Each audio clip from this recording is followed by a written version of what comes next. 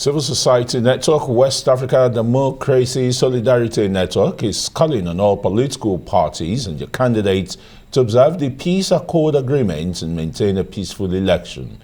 The group's project director says that Nigerians are eager to get it right, as more than 48 million youths have been registered by INEC. He also calls on the media to counter information and to promote accurate reporting of the elections. Observations have also been made about multiple security concerns that could significantly threaten the smooth conduct of the elections. These include a strong undertone of religious and ethnic tensions taking center stage in the political discourse and debate among political parties and candidates alike. In our statement, we made a very strong case that faith-based organizations, CSOs, media, and other intermediary voices to ensure that they use their platform to preach against the use of disinformation, misinformation, and all other activities that has the potential for triggering violence in the elections. Well, let's bring in Paul James, Election Program Manager, Yaga Africa, as well as Paul Osei Kufo, the Anglophone Coordinator for the West Africa Democracy Solidarity Network. Thank you so much for joining us tonight, both James. Both Pauls. Oh, sorry, beg your pardon. So, both Paul. Thank you so much. I would like to begin with you, Paul James. Yes. So, when you say 22 states in Nigeria are at risk of manipulation, 28 days to the commencement of the next general election. Tell us what this means. I mean, how do you categorize these 22 states? I know there are 6 variables, which were mentioned in Georgina's report, but how did we come about 22 states? So these are the product of intense research and also expert interviews that the partners that conducted this election manipulation risk index had done over the last 2 months. And we defined the election manipulation risk index as a tool that is designed to curb election manipulation, one, and also help stakeholders, especially in planning, that's the election management body, and for citizens to help us also in the oversight of the process. So we got 6 variables that we are tracking. One of them is the INEC capture.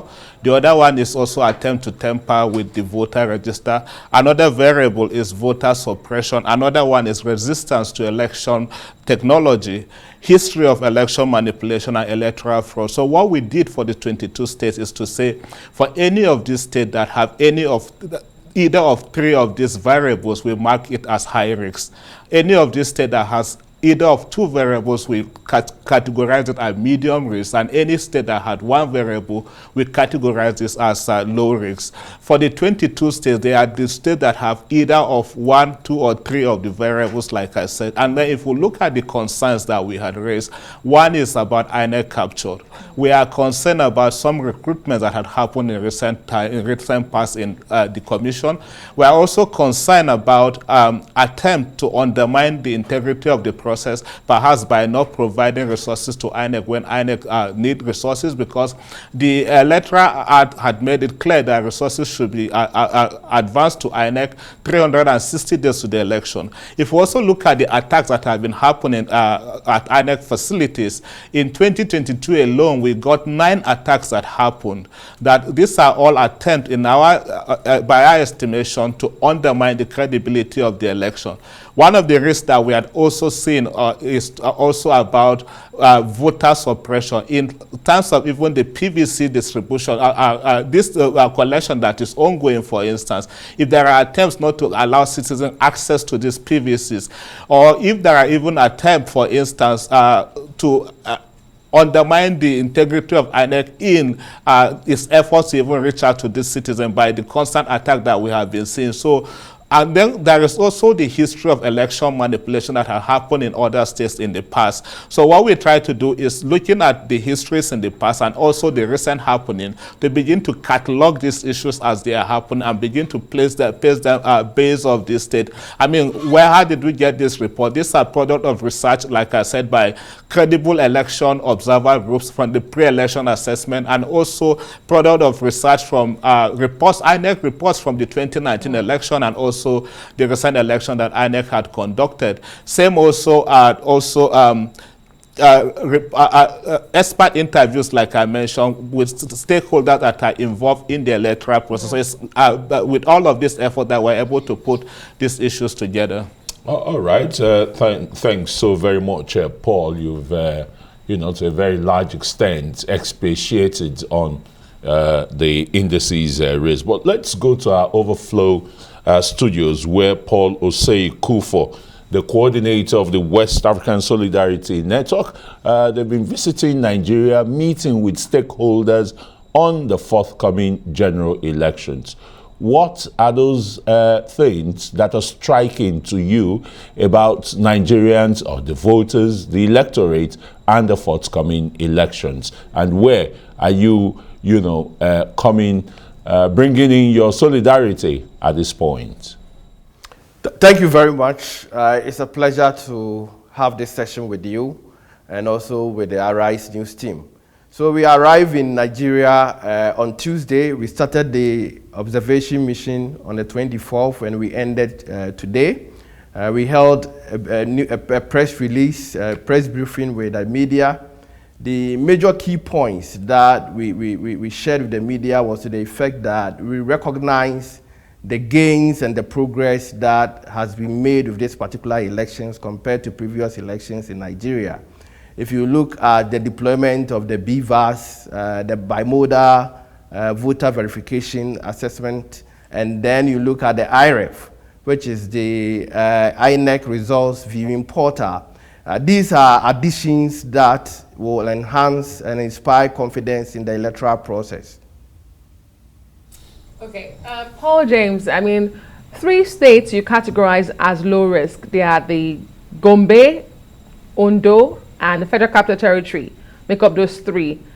What are they doing right? And what do we need to do in the next 27 days to mitigate these issues you've raised? Is it even possible to mitigate them 27 days to the elections? So this report is the first iteration report, and it was based on what we saw when we're putting this together between November, December, and early January. There will be 2 more reports before the 2023 elections. Sadly, some of these states that we had categorized at low risk before now are beginning to turn something else. So, like we said, these indicators, these variables that we have are not cast on stone. And deliberately, what we decided to do was to focus on the election management body. Any attempt to subvert or undermine the efforts of the Commission to conduct credible elections. So, we did not spotlight, for instance, concerns around security. So, I'm beginning to see also those threats, because security could also be used as a threat in the elections. So, security could be used to manipulate the elections. So we are aware of that, but deliberately what we decided to look at is what are those issues or those concerns that could limit the engagement of the Commission in the process. So as of when this report was put together, there were no serious concerns in those states. But then we are beginning to see, like I said, deliberate efforts to undermine the Commission. We have seen, for instance, even when appointments happen for states like Jigawa, the National Electoral Commission that was appointed for Jigawa is someone from Sokoto State that had contested election in the past, and we saw how citizens reacted to this appointment. So we are concerned that in terms of citizen confidence in the process, if this kind of appointments are not corrected, it could potentially affect their confidence to go out and engage the process. Some of the what we also try to do with this is also provide some likely solution. One of the recommendations we had made was in the appointment of appointment of officials for the election, we had advised that for administrative secretaries, for instance, for officers that have been in charge of the ICTs, in charge of INEC operations, that this should be official, that INEC should review this appointment or deployment and ensure that the people that are deployed to these states are people that are non-partisan and the people that will be professional in engagement of the process. So we thought with all of this, I mean, we are going to provide 2 more reports. We are looking at what is happening across the state, and hopefully these days will stay low, or perhaps it will change before we get into the elections. Okay, let's go to Osei Kufo in our offsite studio. What kind of advocacy is your organization bringing to bear on the forthcoming elections in Nigeria from February 25th, particularly when we have other elections in the West African sub-region? Is it a sine qua non for stability in the sub-region? Yes, you agree with me that currently we are experiencing high level of political instability in West Africa. The entire West African environment is very volatile, so there are a lot of expectations around the Nigeria elections. So the advocacy that we are bringing, particularly to this election, is to encourage Nigerians to set an exemplary model and become the indication for other elections that will be held in the sub-region, especially in June. That is where Sierra Leone will have its election, and October, that will be the turn of Liberia as well. So in constituting our election mission, we brought on board members of WADEMOS from these countries and other West African countries to have a first-hand experience of some of the best practices and reforms that Nigeria is putting across. But on a more substantive point, we made some critical observation about this election. And I'm happy that the INEC chair has come out to declare that there will be a mock exercise or a simulation exercise to demonstrate the use of the biometric, voter verification device.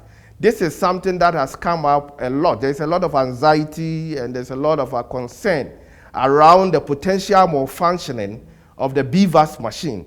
And I'm happy that the demonstration or the simulation exercise will largely inspire confidence and enhance trust in the deployment of technology for this particular election. Let me also emphasize.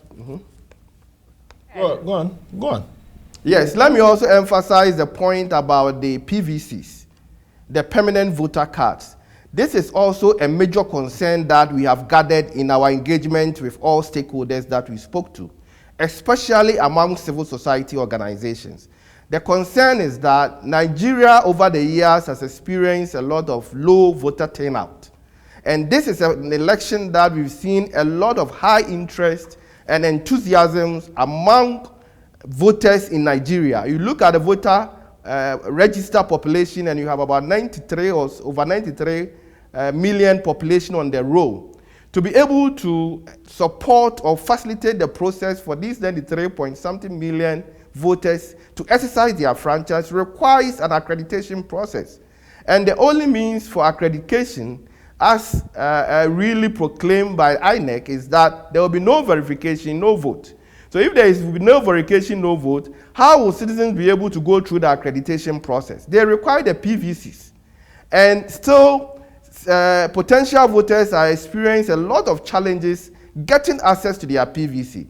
And it is something that is a lot of worry for us as observers, because if you are not able to ensure that a lot of voters are able to access their PVC, it will lead to a disenfranchisement of a lot of these voters who may not be able to turn up to go through the accreditation process on the day of election. So we are urging the citizens of Nigeria to also show a lot of interest to go and collect their PVCs so that on the day of election they will be able to exercise their franchise. This is something that will enhance the integrity and the investment that have been poured into this particular election, so that the voter turnout will be a very good model for Africa going forward. Thank you so much. Very well said. Paul James, a clarification and a question. In one of your variables that you explained, INEC capture you did mention releasing funds early for INEC. Are you saying that INEC did not get all the resources on time, or has not gotten all the resources it needs to execute the 2023 elections as we speak? And then let me ask you the question, because Osei mentioned it, succinctly, and of course coincided with the tribunal judgment in Osun State today. BVAS was used. The Electoral Act 2022 had come into force when the election took place. Yet we hear about overvoting. How is that possible? And what does this do to the confidence of Nigerians for INEC to prosecute this election with technology such as BVAS? Thank you. So to the first question on INEC and funding for the election, to the best of my knowledge, as this moment, I don't have the information whether INEC had received 100% of the resources it needs to execute the election. Now, the concern we've also had over time is the fact that INEC is not always proactive in its communication. They are always reactive. If you want to inspire confidence, this is when citizens want to know, citizens want to be engaged. If you have if there are concerns around resources to execute the election, let us know. INEC on this part have constantly assured Nigerians that they have enough to do what, that's why we see that a lot has been happening, so they have enough. But then if you recall that the funding for this election was at 305 billion. Between when this budget was released for the election and now, we know what had happened to INEC. Even the constant attack on INEC facilities, we thought that had weighed down on INEC's planning, and then whether or not INEC had gone back to ask for a supplementary budget, or whether or not they are receiving support from other development partners to help INEC augment some of this. We don't have that information. So I cannot specifically say whether INEC had received 100% of its funding, but the Commission had assured that it has enough, and that is why it is going on with its own planning for the election. We just hope that they will not surprise us on the eve of the election to say they are not adequately prepared for the election. Well, Paul James, no better place for you to drop the anchor here. Paul James is programs manager, elections with Yaga Africa. And in our off-site studio, we've had Paul Osei Kufo. He is the West Africa coordinator, Anglophone coordinator of the Solidarity, West Africa Solidarity Network. Gentlemen, thanks very much for coming on Newsnight.